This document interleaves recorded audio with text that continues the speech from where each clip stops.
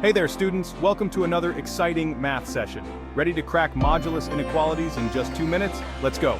First up, absolute value. It's a fundamental concept in mathematics. Absolute value is all about distance from zero on the number line. It doesn't matter if the number is positive or negative, it's always the distance from zero. Absolute value is always non-negative. If x equals a, it means x is either a or a. This is because distance is always positive or zero.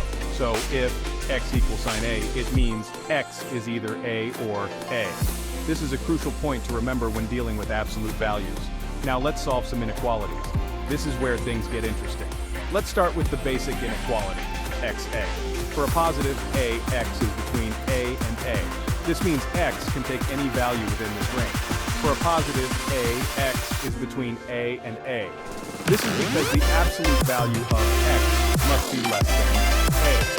Now let's consider the inequality, xlxa. This is similar to the previous one, but now x can actually be a or a. This means x can include the boundary value. Similar, but now x can actually be a or a. This is an important distinction to make. Now let's look at the inequality, x or a. In this case, x lies outside a and a. This means x can be any value greater than a or less than a. X lies outside a and a. This is because the absolute value of x must be greater than a. Now let's consider the inequality, x is equal to a. Again, x can be equal to a or outside that range. This means x can include the boundary values or be any value greater than a or less than a. Again, x can be equal to a or outside that range. Easy, right? Let's break it down with steps. Step 1. Isolate the absolute value. This is the first and most crucial step. Step 1. Isolate the absolute value. Step 2. Consider cases. If fx, gx. Split it into two, fx, gx, and fx, gx. This is because the absolute value can be either positive or negative. Step 2. Consider cases.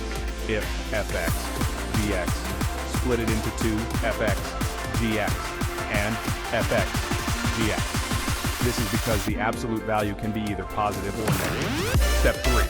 Solve each case. This involves solving the inequality separately. Step 4. Combine solutions. This means taking the union of the solutions from each case. Example time. Let's take an example to understand this better. Say x 3, 5. This is a simple inequality involving absolute value. It breaks into minus 5, x 3, 5. This is because the absolute value of x 3 must be less than 5. Add 3 everywhere, you get minus 2 over 8. This is the final solution to the inequality. Done. And that's it. You've cracked modulus inequality. It's all about understanding the concept and applying the steps. And that's it. You've cracked modulus inequalities. Want more quick math tips? Hit that like button and subscribe. See you next time. Hit that like button and subscribe. See you next time.